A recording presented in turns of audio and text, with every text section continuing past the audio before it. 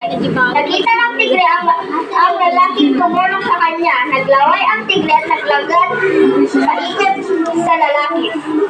Sandali, hindi ba nangako ka sa akin na hindi mo ako sasaktan? Ito ba ang paraan mo na pagpapasalamat at pagtanaw ng utang na loob? Sumbat ng lalaki sa tigre. Wala na akong pakialam sa pangako iyan. Dahil gutom na gutom ako, hindi ako kumakain ng ilang araw. Tugon ng tigre. Sandali, ang pakiusap ng lalaki. Tanungin natin ang puno ng pino kung tama bang kainin mo ako. Sige ang wika ng tigre. Pero pagkatapos natin siyang tanungin, kakainin na kita. Gutom na gutom na ako. Paliwanag ng tigre at ng lalaki sa puno ng pino ang nangyari. Ano alam ng tao sa pagtanaw ng utang na loob?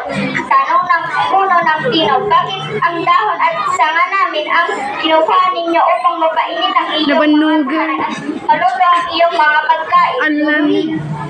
Mga taon at binilang namin upang lumaki kami. Isa pinuto ninyo.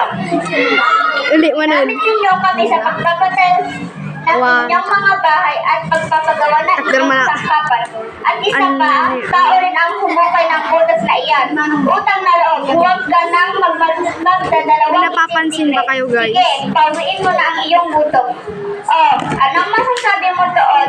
Tanong ng tigre habang nananakam at kinungusaan ng lalaki. Sa mga sandaling iyon ay dumaan ang isang baka. Hintay, pag-uusap ng lalaki. Tanungin natin ang baka sa kanyang halos. Sumang-ayon ng tigre at piniliwanag nila sa baka ang nangyari.